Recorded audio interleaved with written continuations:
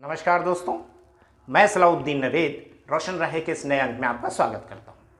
दोस्तों, आप सभी को दशहरा पर्व की हार्दिक शुभकामनाएं। पर आज हम एक सवाल लेकर हाजिर हुए हैं जो पूछा है नुदरत परवीन जी ने। नुदरत परवीन जी पूछती हैं, सर क्या थेरेपिस्ट से थेरेपीज लेना ज़रूरी है? क्या ऐसा हो सकता है कि आप हमें थेरेपीज बताएं और हम उसे घर पर दें? बहुत से पेरेंट्स जो बहुत दूर दराज के इलाकों में रहते हैं, ऐसे इलाकों में रहते हैं कि जहां दूर दूर तक यानी कि 200-500 किलोमीटर तक कोई फैसिलिटीज़ नहीं है, और शहर में रहते हैं लेकिन गरीब हैं, अफोर्ड नहीं कर सकते हैं। तो ऐसे सारे लोग चाहते हैं कि घर पर थेरेपीज़ दें, घर पर थेरेपीज़ मुमकिन हो। दोस्तों, नुदरत जी के सवाल का जवाब देने से पहले अगर आपने अभी तक हमारा चैनल सब्सक्राइब नहीं किया है तो कृपया सब्सक्राइब करें, लाइक करें, शेयर करें ताकि हम हर उस फैमिली तक पहुंच सकें जिसको हमारी ज़रूरत हो सकती है। दोस्तों, घर पर थेरेपीज़ बहुत अच्छा सुनने में लगता है, लेकिन समस्या को समझने वाले के रूप में मेरा कहना ये है कि हमें अपना बेस्ट देना चाहिए। अगर मुमकिन है, अगर आपके एरिए में और आपकी अफोर्डेबिलिटी आपको अलाउ करती है, तो आपको थेरेपिस्ट से थेरेपीज़ लेनी चाहिए। दोस्तों, हमारे एरिया में थेरेपीज़ नहीं है तो हम कहीं और जाएं। ठीक उसी तरह जब हम बहुत ज़्यादा तबीयत ख़राब होने पर बड़े शहरों की तरफ जाते हैं, छोटे शहर के लोग बड़े शहरों में आते हैं और बड़े शहरों के लोग महानगरों में जाते हैं, दिल्ली, मुंबई, कलकत्ता जाते हैं। सो हमें मूव करना पड़ता है। तो ये एक सिंपल सा वो है कि एक्सपर्ट से थेरेपीज़ लेने में फ़ायदा है। अब दूसरा सवाल, हमारे देश में थेरेपिस्ट की संख्या बहुत कम है, और उस पर से ऐसे थेरेपिस्ट की संख्या ज़्यादा है जो समस्या को समझते नहीं हैं लेकिन थेरेपीज प्रोवाइड करते हैं, और ऑटिज्म स्पेक्ट्रम डिसऑर्डर में ये बहुत ज़्यादा है। यहाँ पर दोस्तों, कोई भी डिप्लोमा होल्डर थेरेपिस्ट नहीं होता है, ये समझ लीजिए। वो मदद कर सकता है, वो गाइड कर सकता है, ट्रेंड कर सकता है, लेकिन किसी थेरेपिस्ट के अंडर में वो डायरेक्ट थेरेपी प्लान करने में सक्षम नहीं होते हैं। वो असिस्ट करने के लिए डिज़ाइन किए गए कोर्स को करते हैं। हाँ, अगर वो डिग्री कोर्स या एडवांस कोर्स कर लेते हैं तो वो लोग ये काम कर सकते हैं। तो दोस्तों, यहाँ पर दो चीज़ बड़ी क्लियर है। एक, अगर आप कर सकते हैं, ले सकते हैं कहीं भी किसी भी लेवल पर जाकर, तो आपको थेरेपिस्ट से थेरेपीज लेनी चाहिए। दूसरा, थेरेपिस्ट के सिलेक्शन में हमें होशियार रहना चाहिए। अब तीसरी चीज़, मान लीजिए हम अफोर्ड नहीं कर सकते हैं, या हम ऐसे एरिया में हैं जहाँ से हम मूव नहीं कर सकते हैं, हमारी लिमिटेशंस हैं, या हम अपनी फैमिली को छोड़कर नहीं जा सकते हैं। इस कंडीशन में हम ये ध्यान रखते हैं कि हमें अपना बेस्ट देना होता है, लेकिन वो बेस्ट आप कैसे देंगे, तो उसके लिए सबसे पहली चीज़ जो ज़रूरी है वो ये है कि बच्चे की कंडीशन को समझें। उसे क्या है, क्यों है, कितना है, कैसा है। जब तक इन सवालों के जवाब आपके पास नहीं होंगे, आप मिसगाइड होते रहेंगे। मिसगाइड करने वाला कोई दूसरा भी हो सकता है और आप खुद भी हो सकते हैं। आप हमारे कमेंट बॉक्स में अक्सर पढ़ते होंगे, सब कुछ ठीक है बस बच्चा बोलता नहीं है। तो क्यों नहीं बोलता भाई? तो फिर सवाल आता है कि वो समझता नहीं है। तो फिर हम पूछते हैं कि समझता क्यों नहीं है, क्या वजह है? तो फिर जवाब आता है कि वो देर से सीख रहा था, उसका देर से विकास हुआ है। अब अगर देर से विकास हो रहा है तो यकीनन कोई बड़ी समस्या है। तो आप उसको नज़रअंदाज करके स्पीच के पीछे भागते हैं कि सिर्फ बोल नहीं रहा है। दोस्तों, ये गलत तरीका है। हम आग लगी है, कहाँ लगी है, कितनी लगी है, उसको भूलकर धुएं को दबाने में लगे हैं। आग बुझाने की तरफ हमारा कोई ध्यान नहीं है। ये गलत सोच है।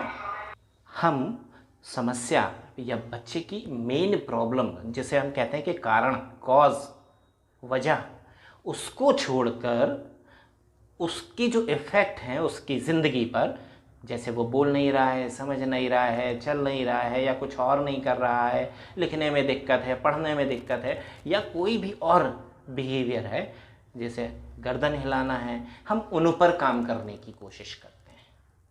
हम वजह को ध्यान नहीं देते हैं, अवॉइड करते हैं, छोड़ देते हैं, उस पर बात ही नहीं करना चाहते हैं। ये गलत तरीका है। और ये वो तरीका है कि आप जब तक आग नहीं बुझाएंगे ज़िंदगी भर धुएं को मैनेज करते रहेंगे। जब तक आप वजह पर काम नहीं करेंगे ज़िंदगी भर उन सिम्टम्स पे काम करते रहेंगे जो उसकी वजह से हो रहे हैं। तो अगर आप बड़ी सीधी सी बात समझ सकते हैं तो समझ लें कि हमें वजह पर काम करना चाहिए।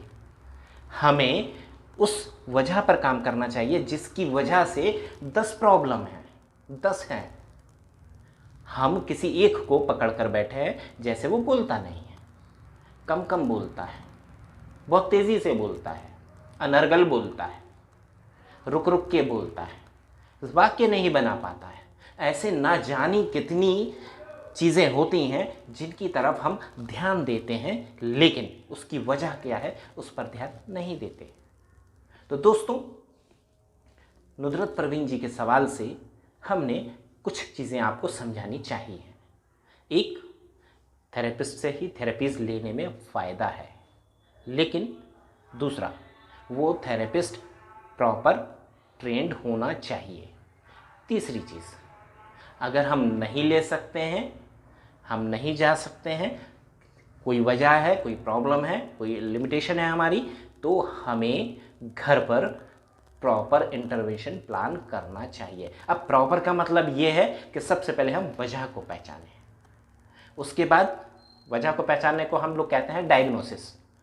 वजह को पहचानें, उसके बाद उसकी कंडीशन को समझें, उसकी एबिलिटीज़ क्या है, उसकी कमियां क्या हैं, उसकी स्ट्रेंथ क्या है, अगर हमने उसके वीकनेसेस पे काम नहीं किया तो रिस्क फैक्टर क्या है, उसकी स्ट्रेंथ को हम कैसे यूज़ कर सकते हैं।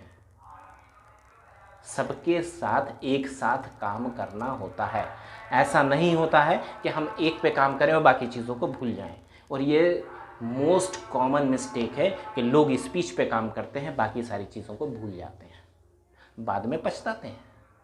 10-12 साल का हो जाता है बच्चा और फिर बोलता तो है, लेकिन क्या बोलता है, क्यों बोलता है, नहीं मालूम। अनर्गल बोलता है, परेशान है, समझ नहीं पाता, परेशान है। तो ये समस्या इसलिए होती है कि हम होलिस्टिक डेवलपमेंट को अवॉइड करते हैं। तो हमें सारे एरियाज़ को देखना है, समझना है और होलिस्टिक डेवलपमेंट के लिए प्लान करना है, जो कि 3rd स्टेज है। अब जब हम प्लान करते हैं तो प्लानिंग में हम ये देखते हैं कि हमारी बेसिक चीज़ें क्या हैं जो बच्चे के करंट लेवल यानी कि आज के लेवल पे प्लान करती है, बेस करती है, और वहाँ से हम इंटरवेंशन प्लान करते हैं जो लिमिटेड एरियाज़ में होता है, जो बच्चे के नॉर्मल डेवलपमेंट को फॉलो करता है, जो बच्चे के डेवलपमेंट को फॉलो करता है, जो speech, language, communication, social skill, cognitive skill, सारे एरियाज़ को फॉलो करता है। क्योंकि डेवलपमेंट होलिस्टिक होता है तो ही फ़ायदा होता है। उसके बाद हम लोग पीरियोडिक यानी कि रेगुलर असेसमेंट करते हैं और बच्चे की प्रोग्रेस को देख सकते हैं। अगर हमें लगता है कि प्रोग्रेस कम है तो हम वजह ढूंढते हैं, प्रोग्रेस अच्छी है तो हम अपडेट करते हैं, नया प्लान करते हैं, नया इम्प्लीमेंटेशन करते हैं। और ये सारा प्रोसेस आपको घर पे करना चाहिए। आप एक्सपर्ट की मदद लेके करें या खुद करें, आपको सीखना चाहिए, करना चाहिए।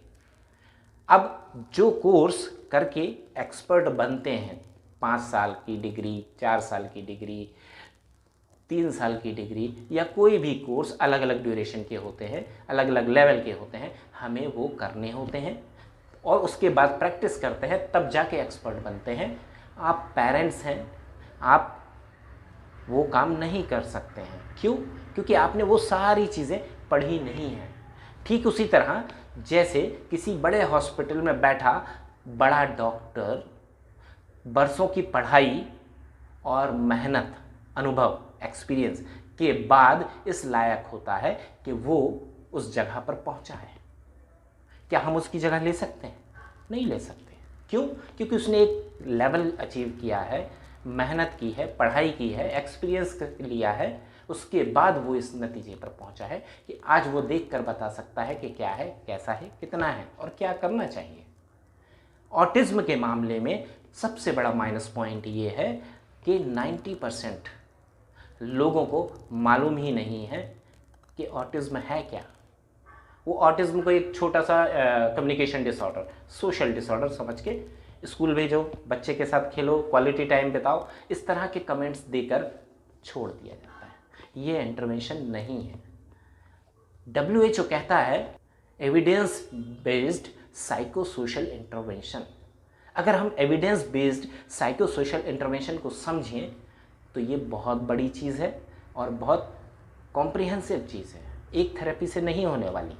इसको करने के लिए, इसको पाने के लिए हमें मल्टीपल थेरेपीज़ प्लान करनी चाहिए और वो हम करते हैं। लेकिन अगर आप अपने बच्चे के साथ ये लापरवाही करते हैं कि उसका होलिस्टिक डेवलपमेंट प्लान नहीं करते हैं, कॉम्प्रिहेंसिव थेरेपीज़ प्लान नहीं करते हैं, तो नुकसान आपका है। तो यहाँ पर आपको ये समझना होगा, ये जानना होगा कि घर पर थेरेपी करना बिल्कुल भी आसान नहीं है, बिल्कुल भी आसान नहीं है। आप कितने भी मेहनती हों, कितने भी डेडिकेटेड हों, लेकिन आपके पास वो इन्फॉर्मेशन नहीं है, वो इन्फॉर्मेशन नहीं है जिसके बेस पर आप असेसमेंट कर सकें, प्लान कर सकें, इम्प्लीमेंट कर सकें, तो वहाँ पर आपका वक्त ज़ाया होता है, यानी कि वक्त ख़राब होता है और आप वो अचीव नहीं कर पाते जो बच्चा कर सकता था। दोस्तों, उम्मीद है आज के अंक से आपको मदद मिलेगी, आपके प्रॉब्लम सॉल्व होंगे, आप लोग सही डायरेक्शन में जाने का फैसला ले पाएंगे। अगर आपने अभी तक हमारा चैनल सब्सक्राइब नहीं किया है तो कृपया सब्सक्राइब करें, लाइक करें, शेयर करें ताकि हम हर उस फैमिली तक पहुंच सकें जिसको हमारी ज़रूरत हो सकती है। आप देखते रहिए रोशन राहें, मनाइए दशहरा की खुशियाँ और मुझे दीजिए इजाज़त। नमस्कार, जय हिंद।